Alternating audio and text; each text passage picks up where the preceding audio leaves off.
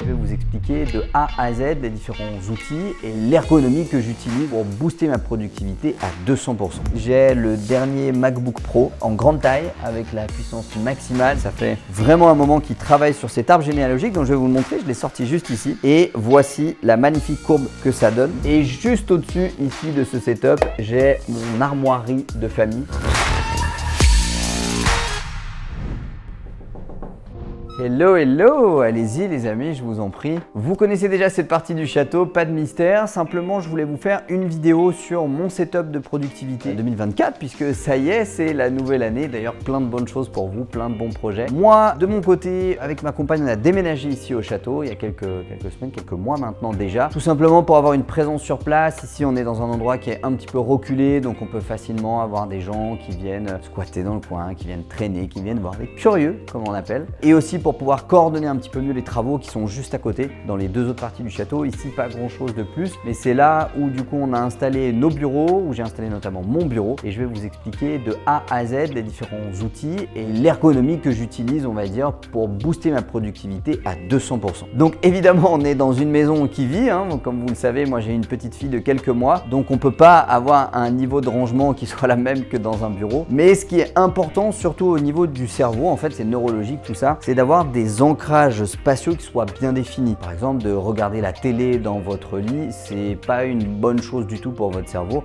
parce qu'il assimile le lit à l'endroit où il faut dormir. Or, si vous lui demandez de faire l'inverse, regarder la télé, c'est quasiment l'inverse en termes d'excitation par rapport au sommeil dans votre lit, il ne comprend plus rien et tout ça fait baisser petit à petit votre niveau de productivité et surtout votre niveau de performance. Donc ici, j'ai voulu faire vraiment une zone dédiée pour mon espace de travail. C'est l'endroit où je passe le plus clair de mon temps quand je ne suis pas à l'hôpital ou en stage libéral, là où je vais travailler pour l'immobilier, pour les nouveaux projets, pour la formation en ligne que j'effectue en tant que prof au sein de l'école Mindio. En tout cas, pour toute une partie de ma vie professionnelle va se passer à cet endroit-là et c'est pour ça que j'en prends soin et surtout, j'ai sélectionné précisément les différents éléments qu'il va y avoir sur mon bureau. Je vais vous montrer, suivez-moi.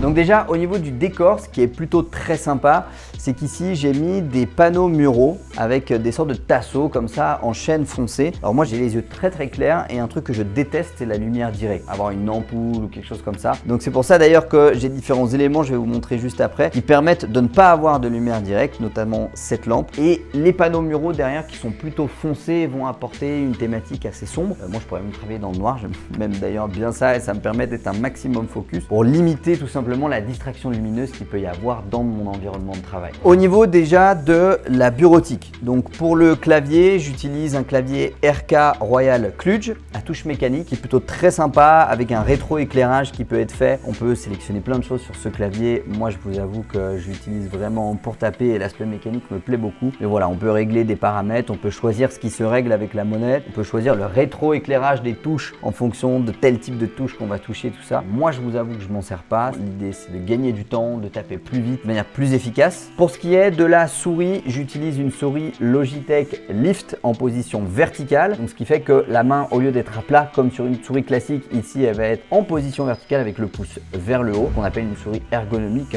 qu'on prescrit d'ailleurs en tant que toubib en médecine du travail pour les gens qui ont des tendinites du cou, tendinites du poignet. On appelle la maladie de la secrétaire qui est assez connue et pour moi je trouve que c'est beaucoup plus confortable pour naviguer sur votre PC qu'une souris classique. Au niveau encore de la bureautique, pour ce qui est de l'écran, j'utilise un écran Samsung ultra large non incurvé parce que ayant des verres progressifs comme lunettes, du coup ça n'aurait aucun sens d'avoir un verre incurvé puisque j'ai pas la même correction en fonction de si je vais en bas à droite ou en haut à gauche. Donc l'écran est vraiment super top, ça me permet de mettre en fait deux écrans côte à côte comme vous pouvez le voir ici. Je peux même travailler sur 3 écrans si je décide d'ouvrir mon PC portable à côté, ça peut me faire 3 espaces. Je vous avoue que je le fais jamais, je suis même assez contre le double PC en fin de compte. Au niveau du PC qui me sert également d'unité centrale pour l'écran Samsung jusqu'ici, j'ai le dernier MacBook Pro en grande taille avec la puissance maximale. J'essaye de renouveler tous les 1 an, tous les 2 ans le matériel de travail que je vais utiliser au quotidien, tout simplement parce que j'ai horreur que l'ordinateur rame, j'ai horreur d'avoir une mauvaise connexion internet, que ça marche pas, que ça bug et tout, et ça fait perdre des des heures et des heures et des heures cumulées sur une semaine ou sur une année encore plus. Donc j'essaie à chaque fois d'acheter du bon matériel pour pouvoir y passer le moins de temps possible et avoir le moins de bugs possible. Comme par exemple au niveau du téléphone, je reste sur une gamme Apple avec l'iPhone Pro 14 Max, avec notamment les 3 appareils photo qui me servent également à non seulement gérer tout un tas de choses, notamment mes business, mais aussi de tourner des vidéos que je vais pouvoir utiliser avec le pied qui se trouve juste ici, un trépied Joby flexible, adaptatif, qu'on peut fixer, vous voyez, sur une branche si jamais je veux me filmer en train de vous faire une vidéo sur un chantier, une partie de travaux que j'effectue moi-même. Il est plutôt cool, on a un micro qu'on connecte directement à l'iPhone qui se branche juste ici, une petite lampe ici, assez sympa aussi pour apporter de la luminosité sur le cadrage. Enfin, c'est un accessoire que j'ai pas encore énormément utilisé, mais qui est plutôt pratique et plutôt confortable, surtout pour la personne qui tourne la vidéo. Au niveau électronique, encore une fois, pour ce qui est de mes réunions visio, de si je veux écouter de la musique, mettre une musique de fond, une musique de jazz, un bruit blanc, j'utilise les AirPods Max de chez Apple, qui sont vraiment en termes de qualité audio pour moi un des casques les plus pertinents qui existent sur le marché. Je les utilise également pour mes séances de sport. J'ai installé ma petite salle de sport qui pour l'instant il n'y a pas grand chose dedans au château juste à côté, donc le matin je l'utilise pour aller faire un petit peu de vélo, un petit peu de tapis course ou un petit peu de conditionnement tout simplement. Et si jamais je souhaite mettre une musique d'ambiance, que je suis tout seul, que je dérange personne, j'utilise aussi tout simplement cette petite enceinte qui vient de chez Boulanger, plutôt très sympa aussi, avec encore une fois un habillage bois qui correspond bien à la thématique de ce bureau, qui est un bureau en bois avec un plateau de verre. Donc c'est plutôt agréable parfois de ne pas avoir forcément le casque sur les oreilles. Je peux également l'emmener à droite à gauche si je vais sur un chantier, que j'effectue 2-3 travaux ou même pour ma séance de sport. Ça permet d'avoir une enceinte de qualité pour pas trop cher. Au niveau maintenant du bureau et du confort, ici je ne pourrais pas vous mettre la référence du bureau dans la description. C'est un bureau qui date du 19e siècle que j'ai acheté dans une brocante avec un tiroir à verrou juste ici. Je vous avoue que je m'en sers jamais puisque j'ai pas grand chose, on va dire, de secret ou de privé à mettre dans ce bureau. Des diffs, 2 colonnes de tiroirs sur les côtés qui me permettent de stocker tout un tas de choses. Les tiroirs sont assez ordonnés. Ici j'ai par exemple mon micro que j'utilise pour tourner des vidéos, qui est un micro Elgato, je me rappelle plus du modèle, je vous mettrai le lien dans la description de la vidéo, que je vais mettre sur un pied comme ceci, mais uniquement au moment où je vais tourner des vidéos. Et puis en dessous, voilà, je vais avoir des pochettes en cuir pour ranger des clés de certains immeubles, certains bâtiments, un petit peu de câble également si jamais j'ai besoin, et tout un tas d'éléments qui peuvent me servir, qui me permettent d'éviter de me lever pour aller chercher une feuille, une enveloppe, un porte-vue ou je ne sais quoi pour mon travail du quotidien. Pour ce qui est de la partie médias et tournage de vidéos, j'ai ici 2 lampes et notamment un trépied à téléphone qui sont directement reliés à mon bureau et que je peux incliner, que je peux mettre un peu dans tous les sens. C'est un bras qui est super agréable. Cette lumière-là, je l'utilise rarement en lumière de face, mais plutôt en lumière de plafond pour donner un éclairage qui soit plutôt doux et plutôt agréable pour vous dans la vidéo. Et ici le trépied où je branche directement mon téléphone dessus, ou alors j'utilise le trépied Joby que je vous ai montré juste avant. Au niveau confort et éclairage à ce bureau, donc comme vous l'avez compris, moi j'aime les thèmes bois plutôt foncés, les thèmes sombres. Donc j'ai décidé sur le plateau en verre juste en dessous de mettre un support en bouchon de liège qui est confortable déjà parce qu'il y a un petit amorti dedans avec une finition cuir noir par-dessus, sur lequel même pour la partie souris j'ai rajouté un dessous de souris avec notamment un petit support pour le poignet. Il faut savoir que à ce bureau parfois je peux y passer 10 heures par jour du matin au soir, donc c'est vraiment important d'avoir un confort qui soit le plus optimisé possible pour pas avoir ce souci d'avoir mal au dos, mal à la nuque, mal à la main, mal au coude, qui est un peu le souci parfois de beaucoup d'entrepreneurs qui veulent pas investir dans du bon matos et qui du coup sont gênés parce que quand ils doivent exporter une vidéo ça marche pas, et puis quand ils doivent mettre de la mémoire ils ont plus assez de mémoire, et puis ils ont pas de disque dur. Moi c'est pas ma politique, moi je suis plutôt pour dépenser un petit peu plus dans du matériel de qualité et derrière ne pas être freiné par ce même matériel. Au niveau des lumières, 2 types de lumières ici. Cette lampe qui vient de Maison du Monde, qui est ce qu'on appelle une lampe de notaire ou une lampe de banquier, qui s'allume avec le petit fil qui se trouve juste ici, qui encore une fois n'est pas une lumière directe, une lumière qui donne un ton un petit peu vert, un petit peu doré, très agréable pour moi. Et j'ai également un bandeau LED à éclairage alternatif ici, qui peut à la fois délivrer, donc juste en appuyant sur le bouton, une lumière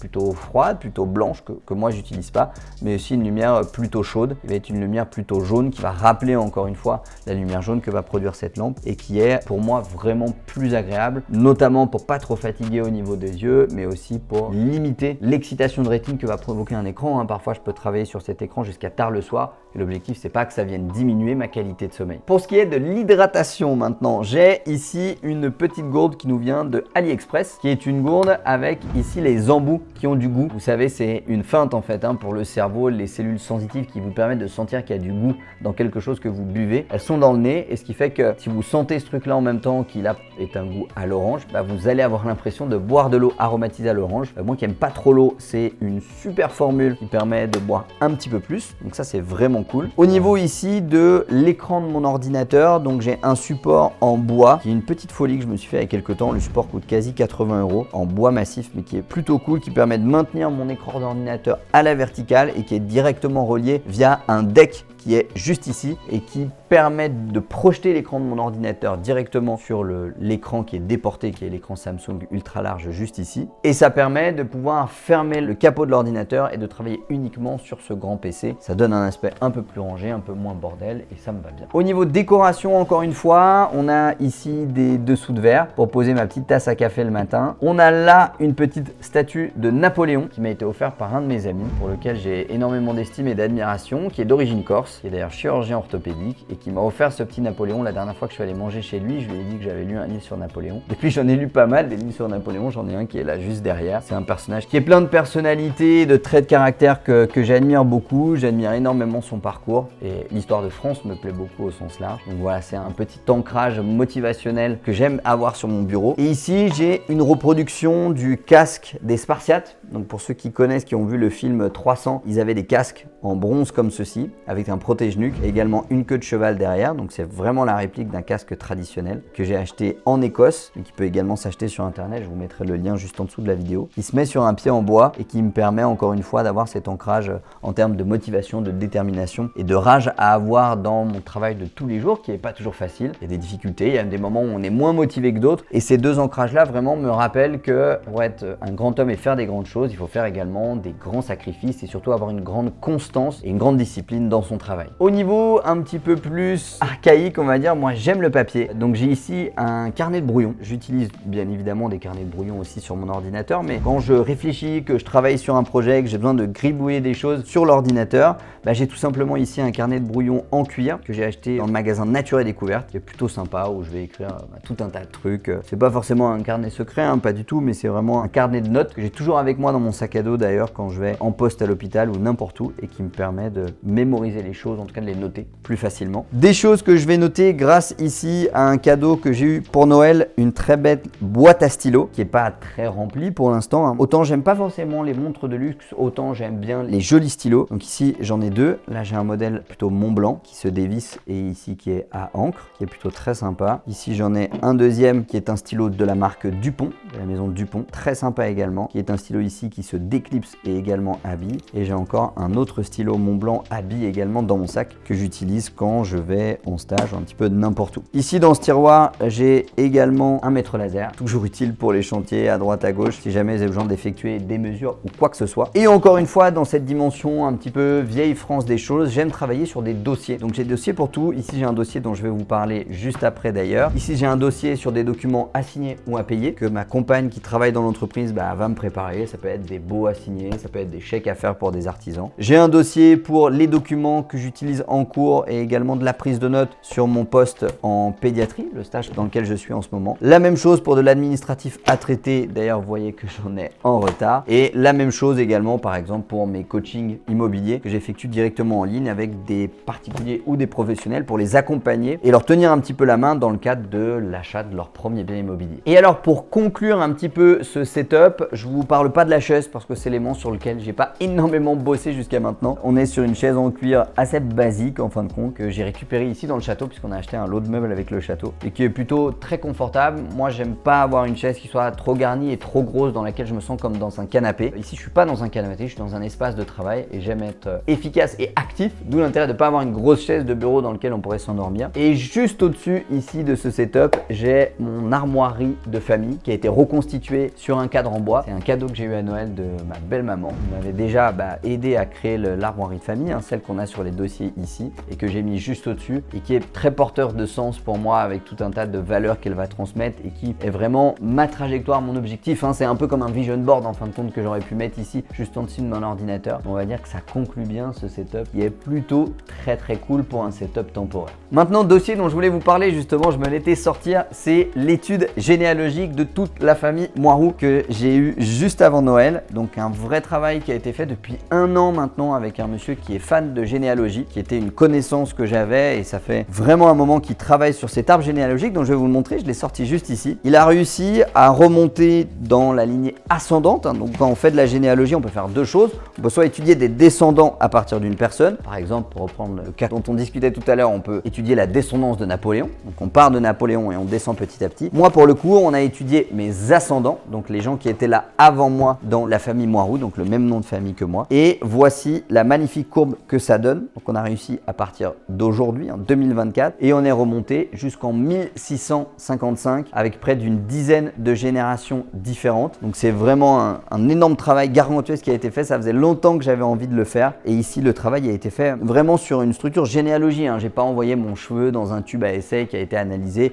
et qui m'a dit que j'étais le descendant de Jules César. Absolument pas. Ici, on est parti de mon acte de naissance, remonté à l'acte de mariage de mes parents, à leur acte de naissance, puis à l'acte de mariage de leurs propres parents, etc., etc. Donc il faut contacter les mairies, il faut faire des demandes de documents d'archives. C'est un gros travail de fond. Et on a pu remonter jusqu'à Moirou Étienne, qui est né au XVIIe siècle, au début du XVIIe siècle, et qui est la personne la plus loin chez qui on a pu remonter dans la lignée familiale. J'ai pu découvrir pas mal de trucs que même mes grands-parents ne savaient pas, notamment qu'on a eu des jumelles dans la famille, que mon arrière-grand-père avait une entreprise de serrurier qui était la propriété de même son arrière-grand-père avant, en région lyonnaise, et que avant lui, tout le monde était paysan, un peu comme 95% des gens au Moyen-Âge ou à l'époque de la Révolution industrielle d'ailleurs, des ouvriers ou des paysans. Et vraiment, j'ai pu en faire, un petit dossier comme ça où j'ai récupéré également tous les actes de naissance, de mariage. Donc, vous voyez ici Moirou Balthazar, donc j'ai réussi à avoir la profession, l'année de naissance, où est-ce qu'il est né et les actes, la copie des actes à chaque fois que les mairies ont accepté de nous envoyer. Et donc j'ai quasi tout ce travail qui remonte jusqu'au début du XVIIe siècle. Donc dans la description de cette vidéo, je vous mettrai le lien de tous les ustensiles de bureautique, de décoration. Pour ceux que j'ai, bien évidemment, le bureau,